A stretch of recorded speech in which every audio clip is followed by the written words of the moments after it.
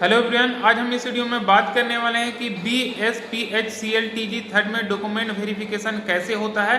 और कई लोगों का कमेंट था कि अगर ये जब ऑनलाइन किए थे तो इसमें हम गलती से ये फॉर्मेट में ये चीज़ भर दिए हैं, तो अगर गलती फॉर्मेट में भरा गया है तो क्या हमें रिजेक्ट कर दिया जाएगा।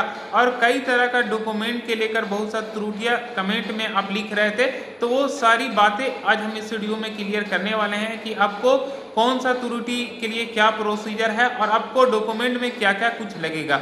देखिए, सबसे पहले मैं आपको बता दूं कि डॉक्यूमेंट बनाने के लिए आपके पास ज़्यादा वक्त नहीं है। हालांकि जिन डॉक्यूमेंट आपके पास है वो तो आपके पास होगा ही, जैसे ओरिजिनल हो गया, ITI का सर्टिफिकेट हो गया, तो वो तो सब कुछ आपके पास होगा ही। लेकिन बहुत सा ऐसा भी डॉक्यूमेंट है जो उसका वैलिडिटी होता है, तो अभी आपके पास वक्त है जो भी 5 दिन 10 दिन, तो इसमें आप कंप्लीट कर सकते हैं और आपके पास ज़्यादा वक्त भी नहीं मिलेगा। जैसे रिजल्ट होगा तो ऐसा नहीं कि आपको 1 महीना 1.5 महीना का टाइम मिलेगा, नहीं, आपको जस्ट आपका रिजल्ट होगा और तुरंत आपका डॉक्यूमेंट वेरिफिकेशन होगा। तो डॉक्यूमेंट में आपको क्या कुछ लगेगा, ध्यानपूर्वक सुनेंगे और समझेंगे। देखिए, उससे पहले मैं आपको डॉक्यूमेंट की डिटेल के बारे में बताने से पहले मैं आपको क्लियर करके बता दूं कि ऐसा नहीं कि डॉक्यूमेंट में आपको प्रॉब्लम है तो वहां पे आपको रिजेक्ट कर दिया जाएगा। जी नहीं, आपका अगर जेन्युइनली है, सब कुछ ठीक ठाक है, तो आप बाद में भी वो डॉक्यूमेंट के लिए जमा करना होता है, तो वो डॉक्यूमेंट बाद में भी जमा कर सकते हैं। अब आपको क्या क्या जेन्युइनली डॉक्यूमेंट लेकर जाना है, चलिए पूरी समझते हैं एक एक डॉक्यूमेंट के बारे में स्टेप बाय स्टेप। अब यहाँ पे इस जगह पे देख पा रहे हैं, ये पूरा डॉक्यूमेंट का लिस्ट है। देखिए, फर्स्ट में आपका यहाँ पे लिखा गया है इस जगह पे matric certificate for age proof. ये आपका मैट्रिक सर्टिफिकेट बिल्कुल ही मैंडेटरी है, क्योंकि मैट्रिक सर्टिफिकेट से क्या होता है ना कि आपको एज प्रूफ भी उससे हो जाता है और आधार कार्ड से भी मैच किया जाता है। तो ये दोनों से आपका एज मतलब कि सेम रहता है, तो कोई प्रॉब्लम नहीं है, क्योंकि मैट्रिक का सर्टिफिकेट से मेनली उसी से एज प्रूफ होता है। और इसमें मैट्रिक का सर्टिफिकेट लिखा हुआ है, तो इसका मतलब कि मैट्रिक का सर्टिफिकेट ही केवल नहीं लेकर जाना है, साथ ही साथ आपको मार्कशीट लेकर जाना है, सभी का ओरिजिनल आपको लेकर जाना है और सभी का ये जीरोक्स भी लेकर जाना है। डॉक्यूमेंट वेरिफिकेशन में कुछ भी हो, आप A to Z डॉक्यूमेंट्स लेकर जाए, जीरोक्स और उसका ओरिजिनल। फिर यहाँ पे नेक्स्ट में है marksheet and ITI certificate of the, यहाँ पे इसका मतलब ये है कि मार्कशीट ITI का लेके जाना है और आपका सर्टिफिकेट भी लेके जाना ITI, क्योंकि आप ट्रेड इलेक्ट्रीशियन से अप्लाई किए हैं तो आपके पास ITI का सर्टिफिकेट होना चाहिए, ट्रेड इलेक्ट्रीशियन से सर्टिफिकेट होना चाहिए एंड मार्कशीट होना चाहिए, दोनों आपके पास होना चाहिए।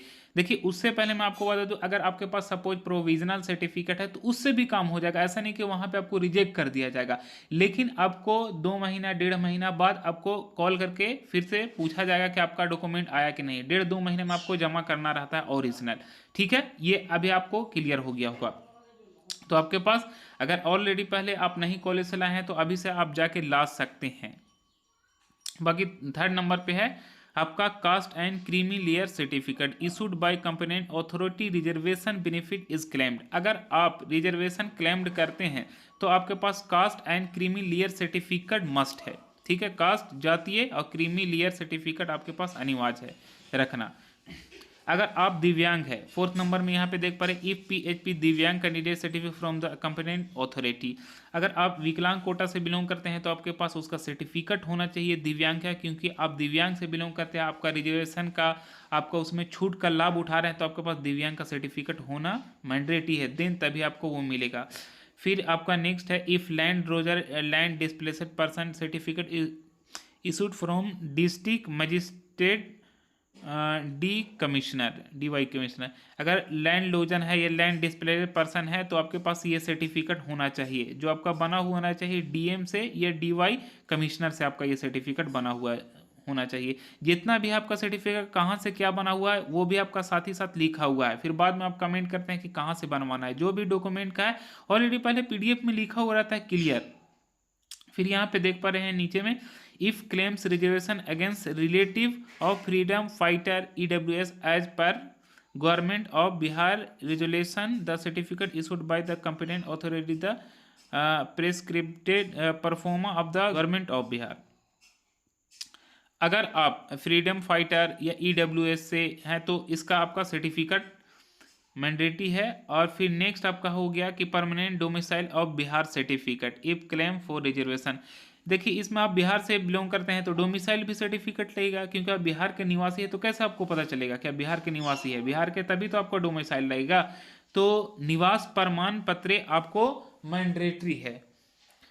फिर नेक्स्ट आपका हो गया, मतलब 7 नंबर में निवास प्रमाण पत्र आपको बनाकर लेकर जाना होगा।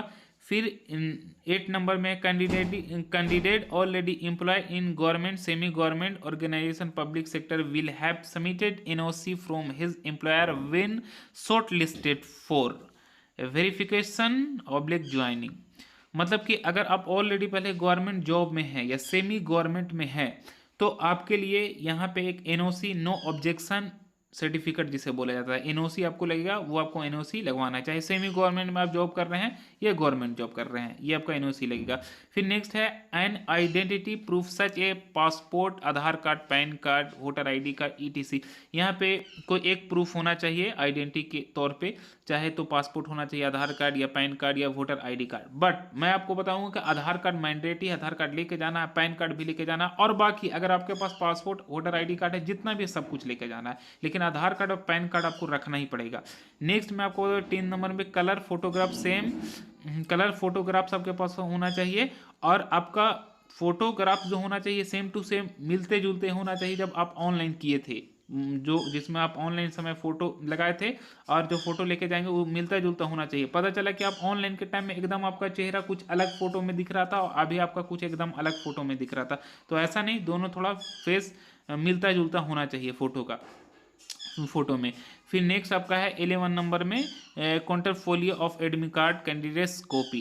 आपका एडमिट कार्ड होना चाहिए, जो ऑलरेडी पहले एग्जाम देने गए हैं वहाँ पे आपका साइन होता है टीचर का कि हाँ आप एग्जाम दिए हैं, वो वाला एडमिट कार्ड, और ऐसे भी आपको एक जीरोक्स निकाल लेना है। तो ये आपका एडमिट कार्ड मैंडेटरी है। फिर नेक्स्ट क्या आपका पूरा A to Z मतलब कि 11 तक था डॉक्यूमेंट का। यहाँ पे इसका आप स्क्रीनशॉट भी ले सकते हैं। जो भी मैं आपको बताया ये सभी मैंडेटरी है डॉक्यूमेंट का। आई होप ये आपको समझ में आया होगा। अगर इससे रिलेटेड किसी भी तरह आपको मन में चल रहा है सवाल, आप तो कमेंट सेक्शन में लिख सकते हैं। आई होप आपको जो भी मैं आपको बताया वो समझ में आया होगा, और फिर नेक्स्ट वीडियो मिलेंगे। Thanks for watching this video.